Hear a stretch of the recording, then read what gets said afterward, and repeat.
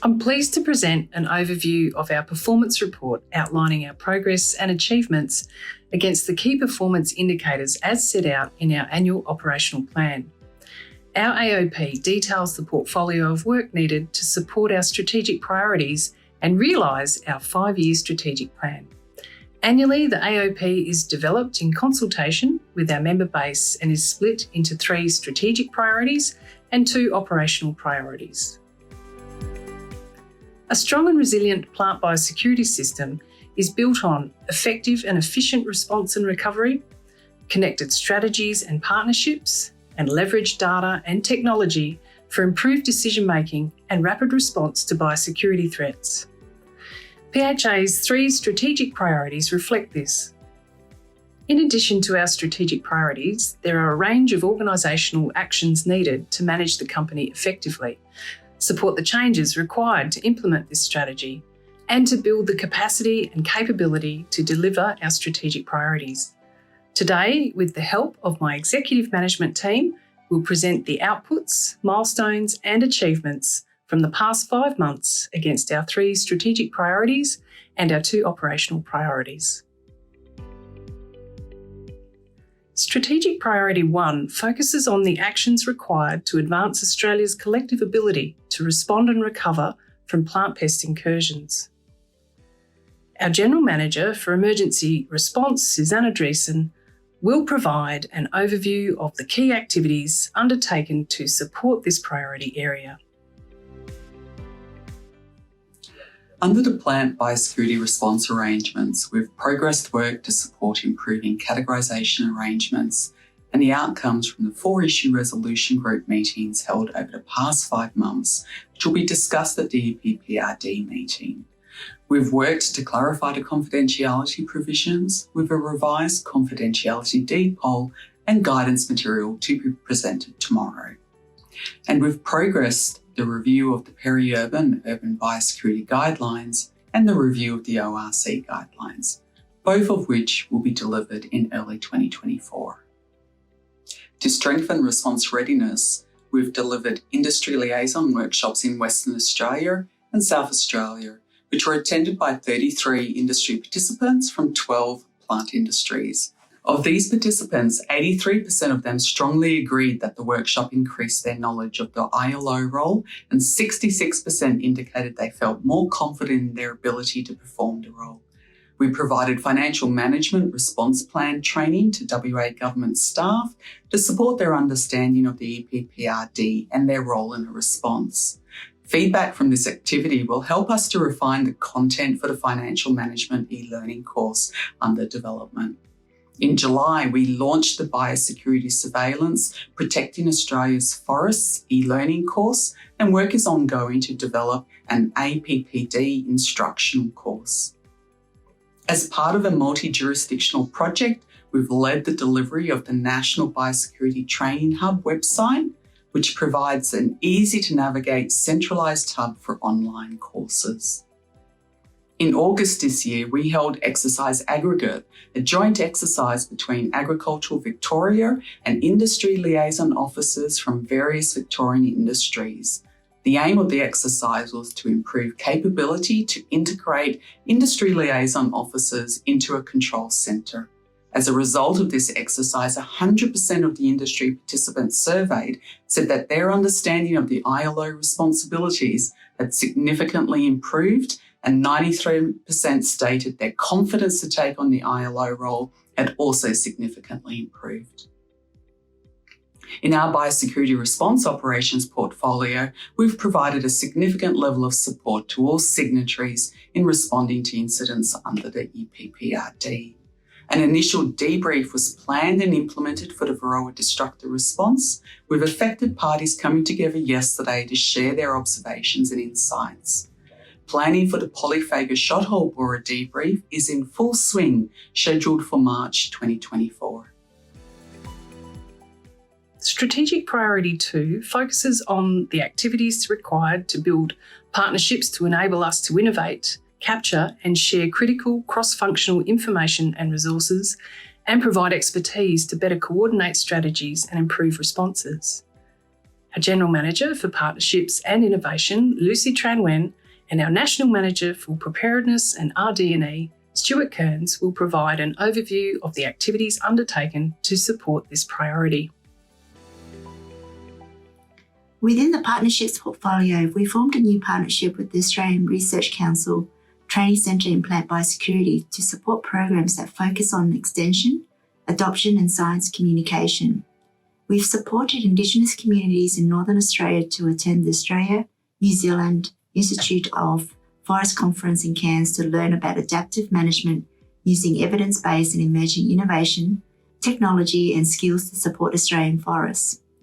Under the Safeguarding Indigenous-Led Forestry in Northern Australia initiative, we've also supported the delivery of field campaigns in East Arnhem and Tiwi Islands. We've also formed a partnership with the Pollination Security CRC to coordinate capacity building across pollination services and dependent industries to strengthen Australia's food security, market opportunities and ecosystem health. To inform an effective domestic market, PHA contributes to the development and coordination of nationally consistent key plant biosecurity policies and procedures through national committees. Since July, PHA has attended and contributed to 9 national committees and 4 working groups.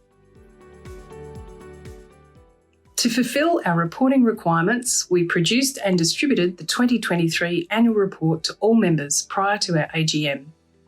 During October, a digital version of the 2023 annual report was published on the PHA website and promoted via our communications channels. We continue to explore opportunities for collective engagement, and under the Biosecurity Collective, we are once again working with partners to deliver the 3rd Australian Biosecurity Symposium in August 2024 on the Gold Coast.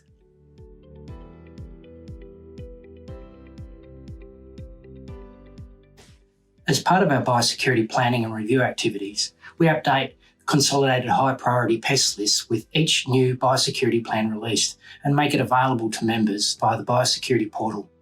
In the past 5 months, biosecurity plans for the grains, rice, cotton, citrus, mushroom and production nurseries have been finalised and endorsed by industry. So far, we've held 4 biosecurity reference panel meetings with industries and technical experts for the rice, lychee, papaya, passion fruit, mango and plantation forest industries. Threat summary tables for the sugarcane, tree nut and apple and pear industries are currently underway, and contracts for biosecurity planning for the vegetable and melon industries are on track.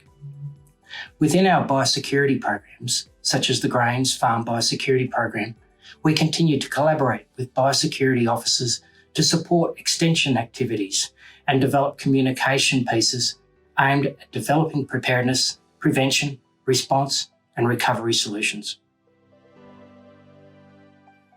Our Farm Biosecurity Program, a joint PHA AHA initiative, is a national communications-focused project providing plant and livestock producers with practical information about on-farm biosecurity to prevent pests and diseases coming onto and leaving their properties. Under this program, we continue to implement the 3-year communications strategy and implementation plan, publish bi-monthly newsletters, and in collaboration with the Department of Agriculture, Fisheries and Forestry, sponsor the Farm Biosecurity Producer of the Year category in the Australian Biosecurity Awards. In July, we partnered with AgForce Queensland and QDAF to deliver the On-Farm Biosecurity Summit in Brisbane. The event attracted 60 representatives from agriculture industry peak bodies to discuss how to best encourage the uptake of good biosecurity practices and planning. Feedback from participants was positive, and we are currently investigating how to replicate this model within each of the jurisdictions.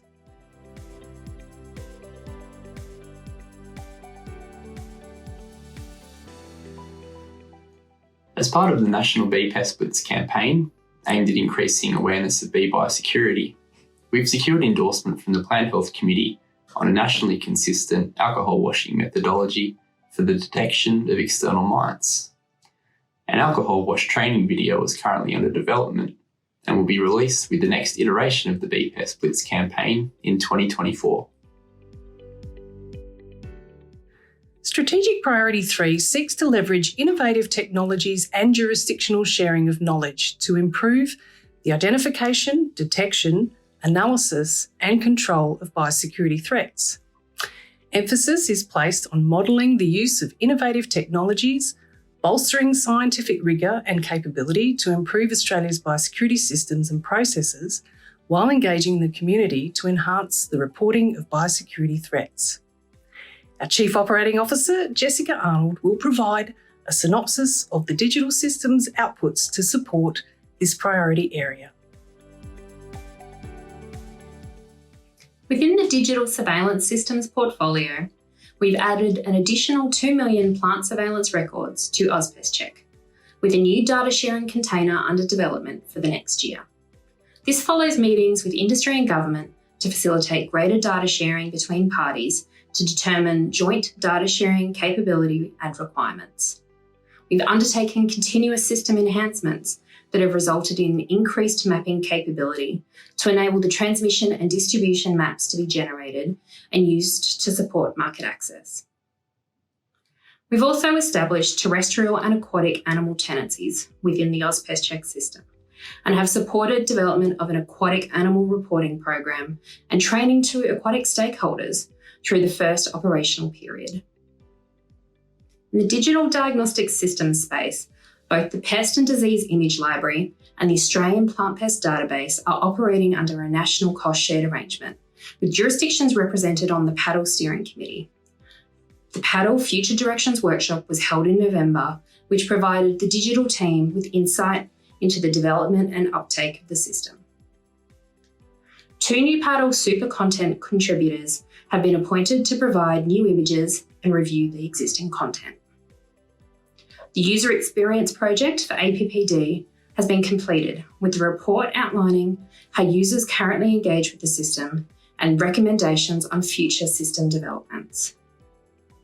Our General Manager of Partnerships and Innovation, Lucy Tren-Ewan, will provide an overview of the surveillance system reform and scientific activities that strengthen scientific rigour and capability. The first stage of the project to develop a nationally integrated surveillance system for plant pests is complete, with models developed to provide options for the future coordinated delivery and resourcing of the system. Within the network's portfolio, we've developed national diagnostics and surveillance capability plans that identify and prioritise activities for priority plant pests. Under the National Plant Biosecurity Diagnostic Network and the Plant Surveillance Network Australasia Pacific, we relaunched the refreshed websites and continue to update content with new tools, protocols, literature, employment and training opportunities. Under a focused communication strategy, we've grown Nipiton by 52 members and PSNAP by 54 members within this reporting period. As a result of the advertising, we've received 13 applicants for the residential programs, with 2 PSNAP and 6 Nipiton residentials awarded. And lastly, we continue to maintain the Australian Interstate Quarantine website and the associated exotic plant pest hotline, which is funded into June 2024. In addition to our 3 strategic priorities, we have 2 operational priorities with actions to manage the company effectively, support the changes needed to implement the strategic plan, and build the capacity and capability to deliver our strategic priorities. Within Operational Priority 1, we actively promote understanding and engagement of PHA's employer value proposition in recruitment activities, as well as other channels and opportunities such as career fairs and staff testimonials to promote us as an employer of choice. We've also worked to improve staff sentiment, implement strategies to address areas for improvement, and encourage the adoption and demonstration of our values. Operational Priority 2 seeks to enhance PHA's reputation to support the company's sustainability and growth. Our National Manager for Marketing and Communications, Amanda Yong, will summarise the key actions taken over the past 5 months to enhance our communications and engagement. Implementation of our engagement strategy is ongoing. Key tactics in the implementation plan include a monthly e-newsletter distributed to over 1,700 subscribers. In September, we celebrated the 200th edition of our e-newsletter Tendrils, which provides a monthly roundup of all plant biosecurity news, including key milestones and events from our member organisations. In the period July to October, our social media continued to perform well, with over 1,500 pieces of content created. These achieved good engagement rates and increased our social media following by 1,000 new followers across Facebook, Twitter, and LinkedIn. In the reporting period, we developed 51 articles and media releases. We facilitated 5 speaking slots and created content for those speaking opportunities and coordinated 10 media interviews. Our internal communication strategy and implementation plan activities continues to increase employee engagement rates, provides transparency of information, and improves cross-functional collaboration. Our intranet is a key component of this internal comms strategy, with 56 news items published in the past 4 months and a total of 44,000 site visits recorded since its launch last October. Last month, we launched the Internal Values campaign to support the cultivation of a positive culture, set behavioural standards aligned to these values, and unlock improved organisational performance through culture change. In addition to the corporate comms function, the Marcoms team works closely with functional areas across PHA to deliver on project and program communications and events, such as the National Biosecurity Training Hub, the Bee Pest Blitz campaign, the Grains Farm Biosecurity and Farm Biosecurity programs, network coordination, and the National Fruit Fly Council. Over the coming months, the PHA team will continue to operate with a high level of vigilance and future focus, driving member value and working towards achieving our mission to strengthen the plant biosecurity system. In the new year, keep an eye out for our mid-year performance report, which marks the halfway point in our financial year and reflects our progress against the strategic priorities and actions identified in the annual operational plan, many of which have been presented today.